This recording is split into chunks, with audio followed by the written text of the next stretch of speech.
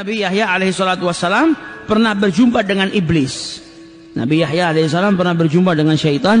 Kemudian ditanya sama Nabi Yahya, wahai iblis, akhbirni bi ahabbin nasi ilaik, kabarkan kepadaku manusia yang paling kau cintai, paling kau suka itu seperti apa. Jadi jangan sampai jangan jadi kekasihnya syaitan. Jadi syaitan ini senang sama manusia, jangan sampai jangan jadi orang yang disenangi sama syaitan. Berarti itu nggak baik. Maka dijawab oleh iblis, manusia yang paling aku sukai adalah al-mu'min al-bakhil, orang yang beriman tapi dia kikir, pelit. Dan manusia yang paling aku benci adalah al-fasik al-karim, al-fasik as-sakhi, orang yang ahli maksiat, banyak berbuat dosa tapi dia dermawan. Itu yang paling aku benci. Yang paling aku cintai mukmin, orang yang beriman tapi bakhil. Maka ditanya oleh Nabi Yahya alaihissalam, kenapa bisa demikian? Ya cukup buat saya walaupun dia beriman tapi dia bakhil, bisa hancur semuanya nanti, semua amal baiknya.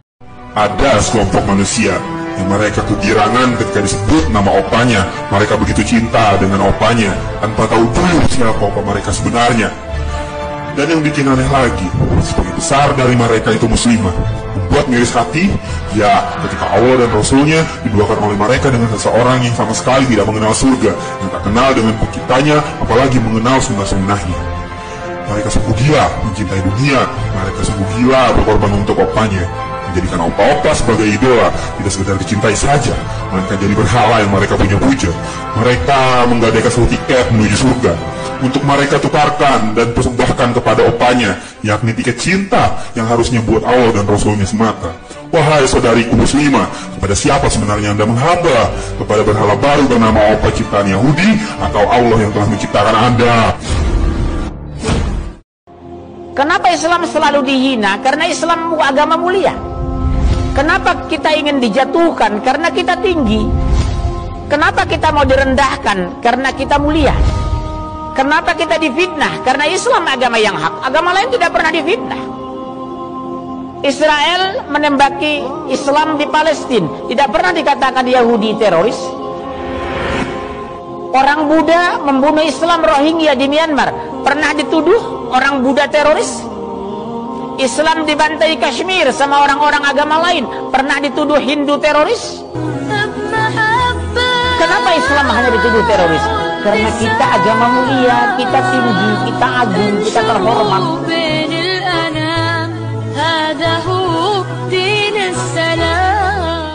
Kalian merasakan panjangnya malam 3 malam berturut-turut. Pada malam yang panjang itu, seluruh Al-Quran yang ada di bumi ditarik oleh Allah. Seluruh Al-Quran yang ada di bumi ditarik oleh Allah. Bahkan yang hafal ayat pun, yang hafal Al-Fatihah pun, Allah tarik hafalan itu sebelum matahari terbit. Besoknya ketika matahari terbit dari sebelah barat, orang berlomba-lomba ingin taubat, yang belum taubat, pintu taubat sudah Allah tutup. Saat itu orang-orang ingin menyatakan syahadat masuk Islam.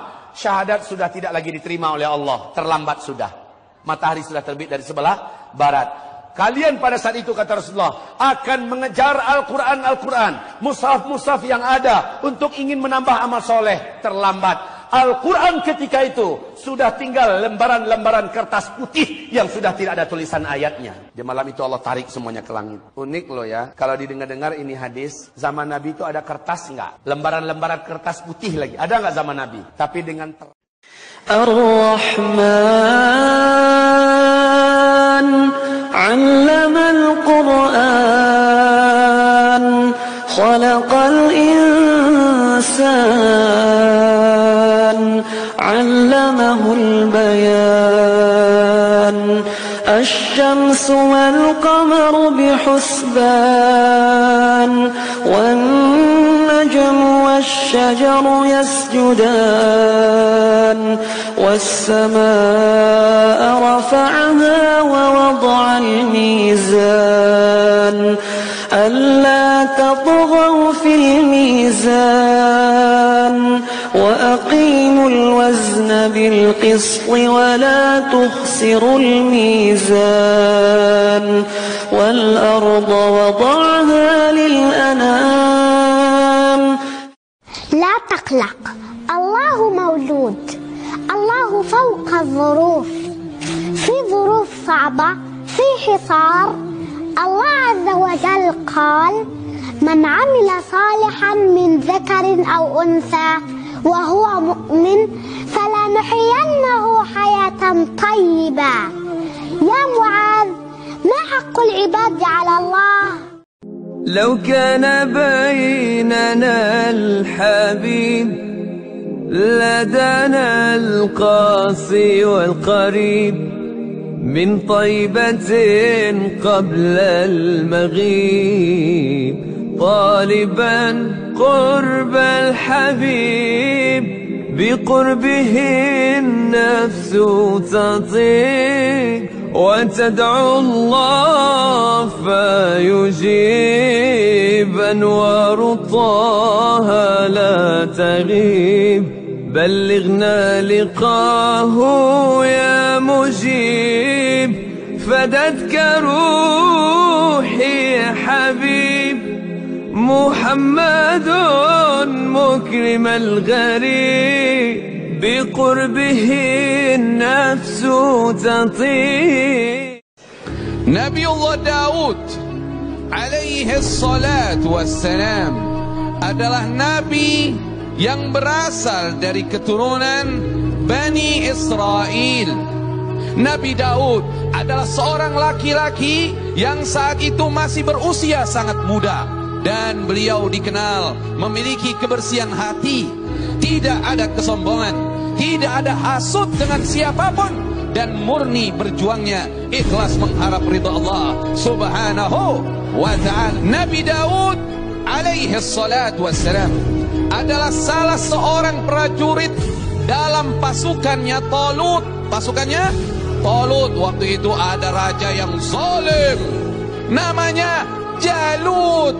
Allah menetapkan Talut menjadi raja bagi Bani Israel untuk memerangi Jalut. Maka berangkatlah dengan bala tentaranya. Salah satu dari yang mengikutinya adalah Nabiullah Daud alaihi salatu wassalam. Akhirnya singkat kisah, sebelum peperangan, saat itu Talut sebagai raja Bani Israel mengatakan, siapa yang bisa membunuh Jalut, maka aku akan nikahkan dengan salah satu putriku. Ya salam. Kemudian apa? Kemudian aku akan melibatkan dia dalam kerajaanku. Maka setelah mereka semua dapat menaklukkan tentara Jalut, tinggal Jalut sendiri yang hidup. Akhirnya maju saat itu Nabi Daud. Maka Jalut merasa terhina. Kamu anak kecil, kamu masih muda, bukan tandingan saya malas membunuhmu. Kata Nabi Daud, sedangkan saya ingin membunuhmu wahai raja. Akhirnya apa yang terjadi? Jalut pun mau menghadapi Nabiullah Daud alaihi salatu wassalam. Di dalam kabarnya bahwasannya salah satu senjata Nabi Daud ketika itu adalah semacam ketapel dengan petunjuk Allah. Maka 3 kali lemparan batu dengan ketapel itu, maka akhirnya Jalut terbunuh dengan Nabiullah Daud alaihi salatu wassalam. Ya salam. Singkat kisah, pulang dari peperangan tersebut, Allah subhanahu wa ta'ala berfirman, setelah Nabi Daud membunuh Jalut, maka akhirnya Allah mendatangkan kepadanya kerajaan, tahta kerajaan, dan Allah berikan suara yang merdu baginya. Dikabarkan bahwasannya Nabi Daud punya 70 suara yang indah dan istimewanya. Sekalipun beliau adalah seorang raja, sekalipun beliau adalah seseorang pemimpin, tapi apa? Tidaklah beliau memakan makanan, melainkan hasil dari kerjanya. Masya Allah. Nggak pernah ngambil dari harta kerajaan, nggak pernah minta dari duit rakyatnya, tapi dari hasil kerjanya. Allah berikan kelebihan kepadanya. Itu besi, kalau dipegang sama Nabi Daud, kayak megang adonan. Allah bikin keistimewaan itu. Jadi dia bisa bikin apa? Baju-baju besi untuk berperang. Itu kebiasaannya daripada Nabi Daud. Nanti dibeli sama orang, hartanya itu buat makan beliau. Singkat kisah, kebiasaan Nabi Daud, kalau keluar rumah, rumahnya itu dikunci, karena beliau sangat cemburu dengan para istri-istrinya. Inilah orang mukmin harus seperti itu, punya kecemburuan kepada pasangannya. Akhirnya pada suatu ketika beliau kunci nih rumahnya, nggak ada laki yang berani masuk. Kalau coba-coba ada berani laki yang berani masuk, maka akan berhadapan dengan Nabi Daud alaihi salatu wassalam, dan semua takut sama Nabi Daud. Pada suatu hari ketika Nabi Daud pulang, ternyata di dalam rumahnya ada seorang laki-laki. Ditanya, siapa kamu? Kenapa kamu berani masuk ke dalam rumahku? Kata seorang laki-laki ini, Aku tidak pernah takut dengan raja manapun kecuali hanya kepada Allah, dan tidak ada yang bisa menghalangiku siapapun karena aku berjalan dengan perintah Allah. Kalau begitu, kamu adalah malakul maut, kamu adalah malaikat pencabut nyawa. Betul?